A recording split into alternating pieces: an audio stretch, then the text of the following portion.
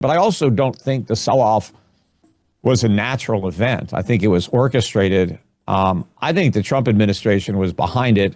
I think a lot of his friends made a lot of money off of it, but I think it was a coordinated attempt to basically, put out the fire from gold and silver, because I think gold and silver were basically warning that a dollar crisis was coming and a sovereign debt crisis. It was a real vote of no confidence in the administration, in the Fed.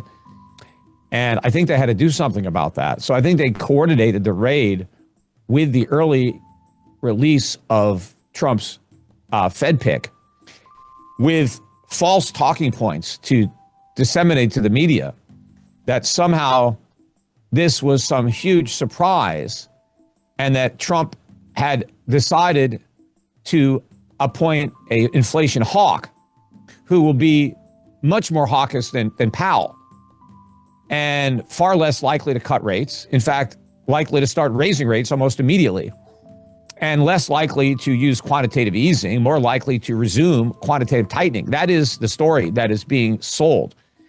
And I don't buy it. I mean, I just think that's complete BS. But I think Trump was confronted with a situation that he needed to diffuse. The world was questioning Fed independence. They expected the next Fed chair to be a puppet of the administration. And it was based on that preparation. That's one of the reasons that you saw such weakness. Dollar hit 4-year lows, all-time record low against the Swiss franc, record highs in gold and silver. So they had to do something to push back against that narrative. And this is what they coordinated. And, but I don't think that's true. I don't expect an inflation fighter. I expect, a puppet. I don't think that Trump would have given Walsh the job if he really expected him, in his mind, to be worse than Powell, right? Because the reason he doesn't like Powell is because he hasn't cut rates enough. This guy, may even raise rates the way he's being portrayed.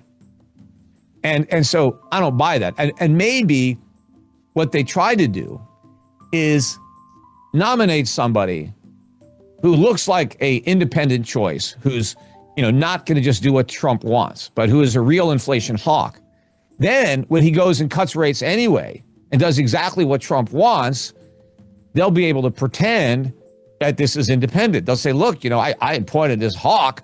If he's cutting rates, it must be economically justified. I mean, there's no political pressure here, right? I didn't appoint one of my guys. I appointed somebody who is, a hard money guy. And so I think that's part of the plan, right? To try to make it look like he's exercising his own judgment instead of just doing what Trump wants. Mm-hmm. So, but at the end of the day, I think the momentum out of the dollar into gold and the silver is going to continue. It may be slowed down. In fact, it was slowed down by this, but it's not going to be stopped. The only question is, how long will, people be afraid to buy gold and silver because they're worried about this happening again. But it also is possible that now that we've got this big decline out of the way, people may feel more comfortable buying, thinking that, okay, it's already happened. Now I can step in. Obviously, buying silver at 76 is a lot more appealing than buying it at 126 or 121 where it got to. Mm-hmm. And, buying gold at 4,600 is better than 5,600, Do you think that the role of gold through the Fed's eyes has changed over the last 20 years, and especially, let's say, in the last 3 to 5 years with all the central bank it's buying? Definitely changed from what the chair is willing to admit publicly, because you never know, what's going on behind the scenes. And, Jack Nicholson and a few good men, he's not telling the truth because he knows that the public can't handle the truth. And so the same might be true with Powell. But when Greenspan was Fed chair, he specifically said that he followed gold as his main indicator, and it was a market mechanism to let him know if the decisions they were making were correct. So if the gold price was moving higher above 400, that told Greenspan that we're too loose and we need to tighten up. if gold went below 300, that would be the market saying you're too tight. You need to ease, right? And he said that this, in a way, was a de facto gold standard because gold was the barometer that he was using to guide him in his decisions. Now, Powell just said the other way, the Fed doesn't care about gold. Couldn't care less what happens to it. It's meaningless. Mm-hmm. And so the point I made on X is, well, who's right? Because they both had the job of Fed chair. So was Greenspan completely wrong? Or is Powell completely wrong? And, I think Greenspan was correct. And the fact that gold was under 400 when Greenspan made that statement, and it's well over 4,000 now, over a 10x increase, that would suggest that interest rates have been too low, that the Fed has been too easy the entire time, according to Greenspan. And I agree. The gold price is telling you that. The Fed should be reacting to it. They should be tightening, but they won't do it because they know that, our over-leveraged economy can't handle it. When Volcker, raised short-term rates to 20%, it wasn't that he did it because he thought that would be good, that everybody would like that. He knew that it was bitter medicine that needed to be swallowed. And we had the worst recession since the Great Depression as a result of those high interest rates. But I think the problem now is the Fed realizes that if we swallow that medicine now, it'll kill us. We'll die from the medicine. So we may as well die from the disease because that's going to be later. Right. And so I think that's what's going on. What are some of the other indicators, economic indicators, do you think that are pointing out the, let's say, acuteness of this disease at this point? Well, I think the most important one is the run up in gold and silver, right? I mean, that's why it's happening. Mm-hmm. But also the weakness in the dollar. I mean, it's not pernicious yet, but the dollar dropped to a 4-year low before, Trump announced Walsh and everybody pretended he was a hawk. The dollar hit an all-time record low against the Swiss franc. So it's never been that low. Swiss franc is another, canary in the coal mine. Long-term interest rates, the Fed has already lost control.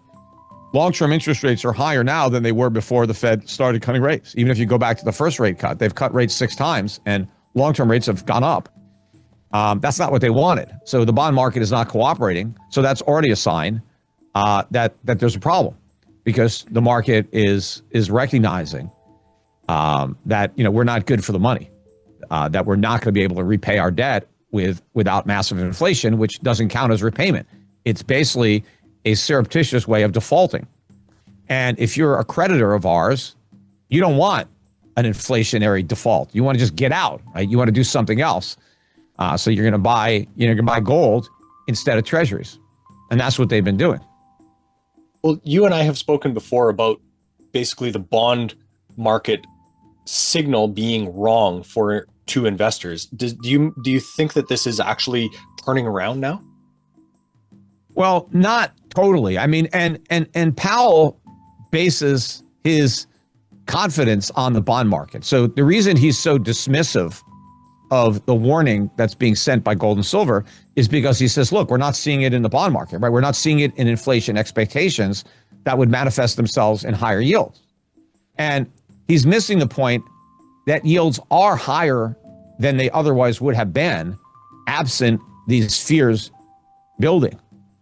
But I think Powell is wrong to assume that because we're not seeing a wholesale run on the bond market, that's not around the corner.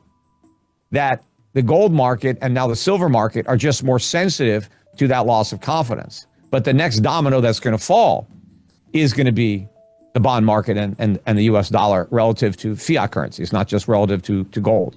Mm-hmm. But the problem is you can't wait for that. I mean, if you wait for it to get that bad, again, what are you going to do about it, right? If you don't heed the warning that gold is sending and you just continue, going over, towards the edge of a cliff, you're going to go over the cliff.